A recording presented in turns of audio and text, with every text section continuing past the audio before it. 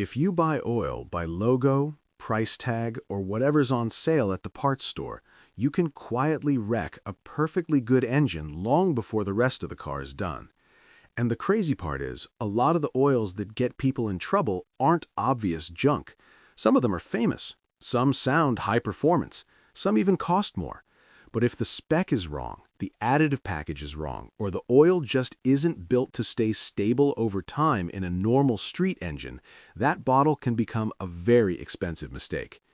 And I need to clear something up right away, because YouTube titles can get people sideways fast. When I say certain oils actually lasted 70,000 miles and beyond, I do not mean one oil change lasted 70,000 miles. Absolutely not. I mean engines stayed healthy past 70,000 miles, and in a lot of cases way past that, because those oils were used properly over time with the right viscosity, the right approvals, and sensible change intervals. That's the whole point here. Not magic, not marketing, just not making bad oil choices over and over again.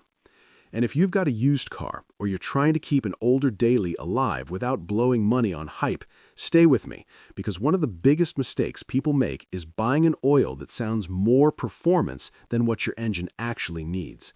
Here's the part most people never get told. Engine oil quality isn't just about the brand name. It's not even mostly about the brand name. A big brand can sell a great oil in one product line and a terrible for your use oil in another. What matters first is whether the oil actually matches your engine's requirements. That means the manufacturer spec, the viscosity grade, and whether the oil holds up after thousands of miles instead of just sounding impressive on day one. If your owner's manual calls for something like API SP or newer, Dexos, ILSAC GF6, or certain ACEA or European approvals, that matters a lot. Those specs aren't there to make life complicated. They exist because modern engines have real problems to manage: turbo heat, timing chain wear, sludge, piston deposits, fuel dilution, low-speed pre-ignition, emissions system protection, cold start wear. The oil has to deal with all of that. And this is where people get fooled by flashy words. High zinc, racing, classic car, hot rod, extreme protection.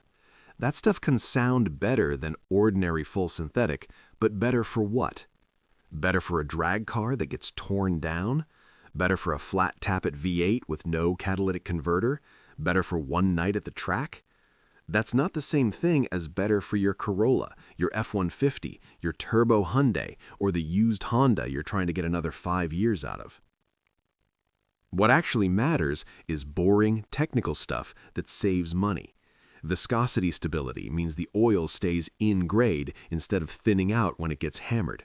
Shear resistance means it can handle the beating inside bearings, cam lobes, and turbochargers without losing the film strength your engine depends on. Oxidation resistance means it doesn't cook into varnish and sludge when the engine runs hot. Deposit control means it keeps pistons, rings, and oil passages cleaner.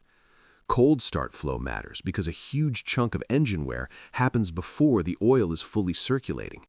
Volatility matters because an oil that evaporates too easily can burn off faster, leave deposits, and make your engine look like it's using oil, even when the bigger issue is the oil itself. Then there's overall engine cleanliness, and honestly, one of the biggest things of all, consistency over time. Not how the oil feels at 500 miles, how the engine looks and runs after years of real use. That's why this list is not these brands are trash versus these brands are perfect. It's more honest than that.